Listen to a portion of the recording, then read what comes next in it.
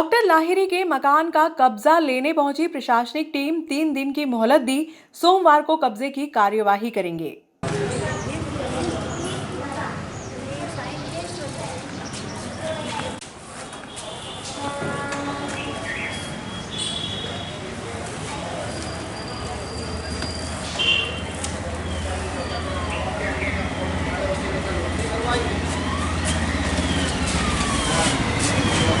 विशेष न्यायालय इंदौर के आदेश पर गुरुवार को राजस्व, नगर पालिका व पुलिस की संयुक्त टीम डॉक्टर विनोद लाहिरी के मकान का कब्जा लेने के लिए पहुंची। लगभग 2 घंटे तक चली कार्रवाई के दौरान परिवार को अन्यत्र शिफ्ट होने के लिए 3 दिन का समय दिया गया है। अग्रिम कार्यवाही के लिए सोमवार का दिन निर्धारित किया गया।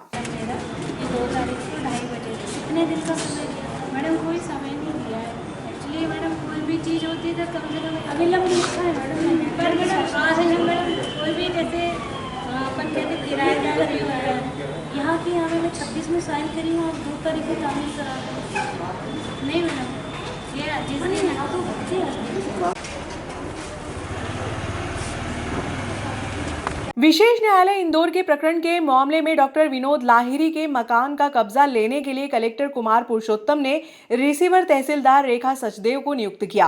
एसडीएम आशुतोष गोस्वामी के मार्गदर्शन में गुरुवार की शाम को तहसीलदार सचदेव कार्यवाही करने के लिए डॉक्टर विनोद लाहिरी के मकान पर पहुंची। इस दौरान डॉक्टर विद्या लाहिरी और उनकी पुत्री मिली।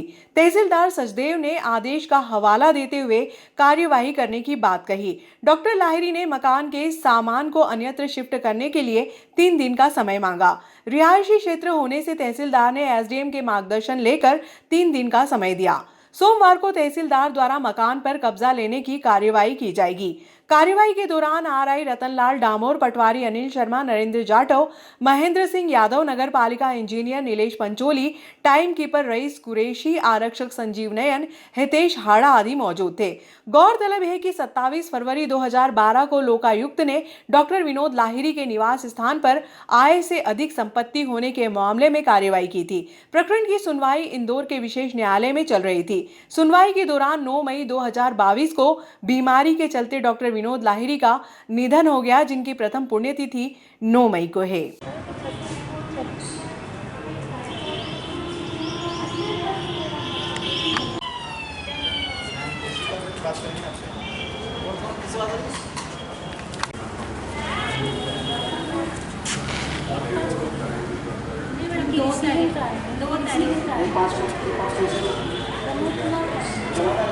जी मैडम ये मैडम मेरा ये 2 तारीख को 2:30 बजे कितने दिन का समय दिया मैडम कोई समय नहीं दिया है। एक्चुअली मैडम कोई भी चीज़ होती है तो कम से कम अविलंब लिखा है मैडम मैंने। पर मैडम आज हम मैडम कोई भी जैसे अपन कहते किराएदार यहाँ की मैं 26 में साइन करी हूँ और 2 तारीख को तामील करा दूँ। नहीं मैडम ये जिस दिन यहाँ तो बच्चे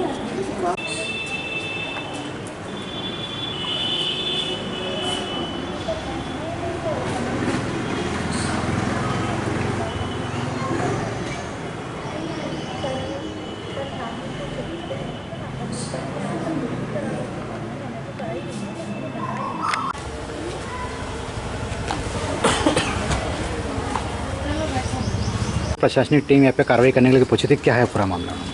यहाँ विशेष न्यायालय इंदौर के अपराध क्रमांक 27 2012 के पालन में कलेक्टर महोदय द्वारा मुझे रिसीवर नियुक्त किया गया था, जिसमें डॉक्टर लाहिरी की जो अचल संपत्तियां हैं उसको कब्जा लेने का के लिए आदेशित किया गया था। इस संदर्भ में आज हम लोग इनको सूचना पत्र पूर्व में जारी कर दिए थे। आज हम लोग इसमें कब्जा लेने के लिए उपस्थित हैं, लेकिन यहाँ पर जो मैडम हैं उनकी बेटी और वो अकेले रहते हैं और जो कब्जा लेने वाली तो ये अचल संपत्ति है इनकी, यहीं पर ये निवास भी करते हैं। तो इनके द्वारा ये निवेदन किया गया कि आप इसमें 2-3 दिन का समय दीजिए हमें, ताकि हम कहीं और शिफ्ट कर पाएँ। इस संबंध में एसडीएम महोदय से बात की गई। एसडीएम महोदय द्वारा 3 दिन का समय दिया गया है। हम मंडे को इस संबंधित कब्जा संबंधी कार्रवाई की जाएगी। Thank you. कांग्रेस नेता नेता चेतन यादव के खिलाफ विभिन्न धाराओं में प्रकरण दर्ज होने के बाद गुरुवार को मीडिया के समक्ष उन्होंने अपना पक्ष रखा, जिसमें यादव ने घटना से जुड़े हुए तथ्यों को शेयर किया। विश्वकर्मा जी के साथ मारपीट का एक मामला आया, क्या सत्यता इसकी? सत्यता ये है कि 1 तारीख को करीब 12 बजे बनबना एक भीम आर्मी के जो कार्यकर्ता है उनके यहाँ शादी थी। उस शादी में मैं जा नहीं पाया था, तो उसमें मैं उनकी पुत्री को लिफाफा देने के लिए जा रहा था। रास्ते में उधर से चूँकि विश्वकर्मा जी और मेरा एक मामला, एक विवाद, मेरे गार्डन के पास में एक ज़मीन है जिसका रजिस्ट्री, जिसका नामांतरण, जिसका सब कुछ मेरे पास है, उसी के पास में उनकी भी ज़मीन है। उस ज़मीन का हमारा विवाद ऑलरेडी कोर्ट में चल रहा है। 2 केस उसमें मैं जीत चुका हूँ और कोर्ट में चल रहा है। ऐसी कोई बात नहीं थी। उन्होंने मेरी गाड़ी देखी और वो हड़बड़ाहट में गिर गए। वहाँ ना मेरा उनका कोई एक्सीडेंट हुआ। और वहाँ पे जब गिर गए तो वहाँ प्रत्यक्षदर्शी बहुत लोग थे, वहाँ पे गाय भैंस चरा रहे थे और बहुत से लोग थे, उनसे भी आप पूछ सकते हैं। जैसे ही वो गिरे मैंने उनको उठाने की, मैंने और मेरे साथ पवन दोस्त था मेरा, पवन गुजर, हम दोनों ने उठाने की कोशिश की। तो जैसे ही मैं गाड़ी से निकला तो उनको पता नहीं क्या लगा, तो वो भगने लगे।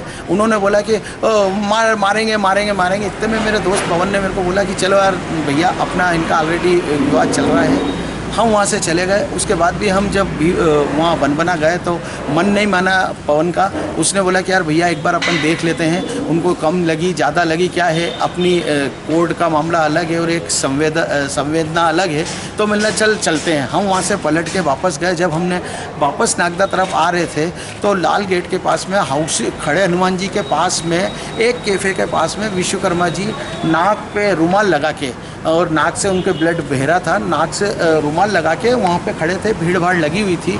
मैंने उनको जैसे ही देखा और मैंने गाड़ी वहाँ रोकी, और गाड़ी रोकने के बाद मैंने उनको बोला कि विश्वकर्मा जी आपको लग गई, चलो मैं अस्पताल छोड़ दूँ। इतना मेरा कहना हुआ और वहाँ पे भी उन्होंने वैसा के वैसा घटनाक्रम करा कि अरे मेरा अपहरण कर रहे हैं, मेरे को वो कर लेंगे। तो हम वहाँ से निकल गए। वहाँ से निकलने के बाद मुझे पता नहीं क्या हुआ, मैं मेरे घर आ गया। मुझे तो बाद में मालूम पड़ा कि ये सभी लोग मेरी एक रिपोर्ट लिखाने गए। जब मुझे थाने का मालूम पड़ा कि ये लोग सब मेरी रिपोर्ट लिखा रहे हैं, तब मैं खुद थाने, अगर मैं अपराधी होता या मैंने उनके साथ मारपीट की होती या कुछ होता तो मैं थाने नहीं जाता।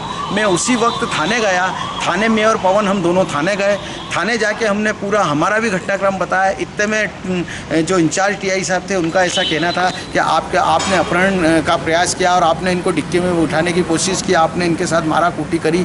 मैंने उनको यही बोला कि सर आप एक काम करो, शहर में फुटेज कैमरे हैं, शहर की सुरक्षा के लिए टीआई साहब ने एक अभियान चला के नागदा में सीसी कैमरे लगाए थे। उसमें मैंने भी एक 50 इंची टीवी का योगदान और कैमरे के वायरों के लिए प्रशासन को मदद की थी, इसलिए कि हमारा शहर सुरक्षित रहे, कोई होनी अनहोनी घटना नहीं लो, कल से कुछ होता है तो अंकुश लगे। उसमें मेरा भी एक छोटा सा योगदान था उसमें।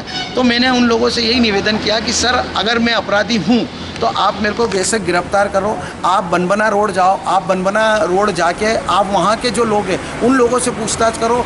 जहाँ कैफ़े है वहाँ पे तो कैमरे ऑलरेडी लगे हुए हैं। वहाँ पे जय भवानी का कैमरा है, सामने बॉबी बंसल का कैमरा है, इधर पंप है, बहुत सारे कैमरे हैं। बनबना से आने तक में 50 जगह तरह तरह के कैमरे हैं। वहाँ आप देखो कि कौन लोग उनको लेके आए, उन लोगों के बयान लो। जब हमने बोला कि उन लोगों के बयान लो, वो लोग भी, तो जब उनको मालूम पड़ा तो उनका प्रशासन का कहना है कि वो लोग भी आपके थे। तो मेरा प्रशासन से ये कहना है कि बाई चांस मान लेता हूँ कि जो लोग लेके आए वो भी मेरे लोग थे। तो इतना तो समझदार प्रशासन को होना चाहिए कि अगर मेरे वो लोग होते तो उनको थाने नहीं ले जाए कि इधर बनबना ले जाते, उज्जैन रोड ले जाते, बाईपास ले जाते। अगर मेरे ही लोग थे और अगर मैं अपहरण नहीं करना चाह रहा था और मैं वहाँ से छूट गए थे मेरे चुंगल से, तो जो मेरे लोग थे तो उनके हिसाब से क्यों छूट गए? वो अपहरण करके और कहीं ले जाते, वो उनको अस्पताल ले जा रहे थे। और विश्वकर्मा जी ने ये बोला कि यहाँ पर आप गाड़ी रोक दो, मेरे परिजन आ रहे हैं। तो उन बच्चों ने, दोनों ने गाड़ी रोकी, उनके साथ 1 घंटे वहाँ खड़े रहिए, सब करा। तो मेरा प्रशासन से यही निवेदन है कि विश्वकर्मा जी का मेरा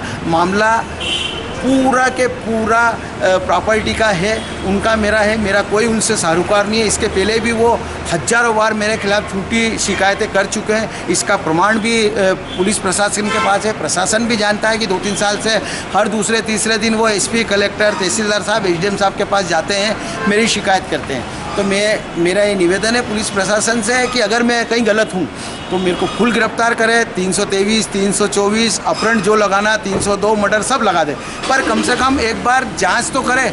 आपने इतनी जल्दी कोई आया, आपने बोला कि मेरा अपहरण कर रहा है, 1 मिनट में आपने रिपोर्ट कर दी।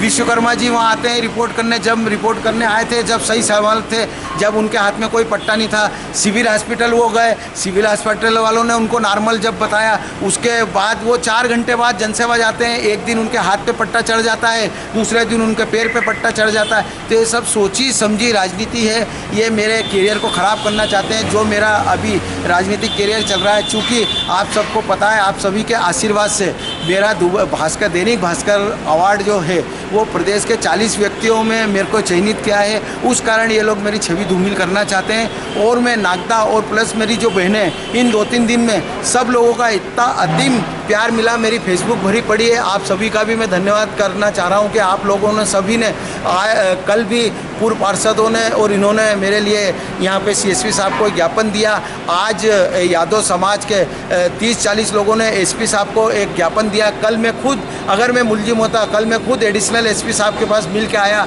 उनसे सौजन्य मेरी बात हुई, उन्होंने बहुत अच्छा रिस्पांस दिया। तो मेरा ये कहने का मतलब है प्रशासन से कि प्रशासन इसकी जाँच तो करे। अगर मैंने अपहरण करा है, सब दूर कैमरे लगे हैं, कैमरे नहीं लगे हैं तो लोगों के बयान है। ऐसा तो ही नहीं कि रात को अंधेरे में मेरे और विश्वकर्मा जी का कोई विवाद हो गया। तो मेरा आपके उससे निवेदन है कि पुलिस प्रशासन पहले जांच करे। अगर जांच में मैं दोषी पाया जाता है तो मैं खुद उस दिन भी थाने आया था। जब प्रशासन कहेगा, जब मैं थाने आके गिरफ्तारी दे दूंगा, जो सज़ा प्रशासन देगा वो मेरे को मंजूर रहेगी। इधर पीड़ित व्यक्ति ने जनसेवा हॉस्पिटल से अपनी पीड़ा को बयां किया। सर, एक मारपीट का एक मामला आपके साथ हुआ है, क्या घटनाक्रम है सर? सर, मैं खेत से नागदा की ओर आ रहा था, लगभग 1:40 पे। जैसे ही मैं टर्न पे आया तो चेतन यादव और 2 उसके साथी एकदम मेरे से, मैं एक तरफ भी हुआ फिर भी एकदम किनारे जाके मेरे से गाड़ी टकरा दी। और गाड़ी टकराने के बाद तुरंत तीनों उतरे और उसमें से बांस का डंडा उठा के गाड़ी में से और मेरे को कूटने लग गए। मैं भयंकर बुरी तरह चिल्लाया, लोगों से बोला बचाओ बचाओ, तो कोई भी नहीं सुना। फिर भी 2-3 लोग डाबरी के इकट्ठे हुए जो वहाँ चरा रहे थे, तो उनको लगा कि यहाँ कुछ नहीं कर पाएंगे, तो उन्होंने मुझे पकड़ के डिग्गी में खूब डालने की कोशिश की, जिससे मेरे नाक में भी लगी। 3-4 बार, एक बार मेरे गर्दन पर 2 लोग डिग्गी में घुसड़ के बोले यहाँ से ले चलते इसको और वहीं से करेंगे इसका काम तमाम। मतलब इरादा तो मेरे को लगता है यही था कि वहाँ नकली कागज़ों पर दस्तखत करवा कर और फिर जान से मार देंगे तो पता भी नहीं लगेगा, घर वालों को पता लगेगा कि ये तो बेच गया। इस टाइप से वहाँ से मेरे को फिर काफ़ी लोग इकट्ठे होना, फिर वहाँ से मेरे को छोड़ दिया। फिर इसके मेरे को नहीं मालूम था कि वो 2 साथी बोले चलो मैं तुम्हें अस्पताल भेज देता हूँ। तो उन्होंने मेरी मोटरसाइकिल ली और एक ने उसकी मोटरसाइकिल पे मैं बैठ गया। तो थोड़ा आगे आके इसके पास में, लाल दरवाजे के पास में, वहाँ बना बनाया तुम्हारी गाड़ी में पेट्रोल नहीं है। तो थोड़ा आके मेरी गाड़ी आजान ढाबे के वहाँ खड़ी कर दी, बोले एक इस पे आ जाओ तुम। तो मैंने ठीक है मैं पीछे बैठ जाता हूँ, तो नहीं बोले बीच में बैठो। तो उसका ही एक आदमी गाड़ी चलाता था, एक मेरे को पीछे, ताकि मैं भग नहीं लूँ। फिर उसने किसी का फ़ोन आया उसके पास, तो मेरे को वहाँ बीमा ऑफिस के सामने वहाँ बहाना बना के मुझे गाड़ी थोड़ा काम है, जैसे ही गाड़ी रोकी और वैसे ही चेतन तो धन से पीछे आ गया और वो जो दोनों मोटरसाइकिल पर बैठा के ले रहे थे वापस मुझे गाड़ी में फेंकने लगे। तो फिर मैं उनसे छूट के और दौड़ के चिल्लाता हुआ वो STD उस पर पहुँचा। तो वहाँ से 3-4 लोग निकले, तब फिर जाके वो भागे वहाँ से। फिर मैंने पंडित जी को बुलाया, थाने गए और थाने से आके फिर यहाँ भर्ती हुआ।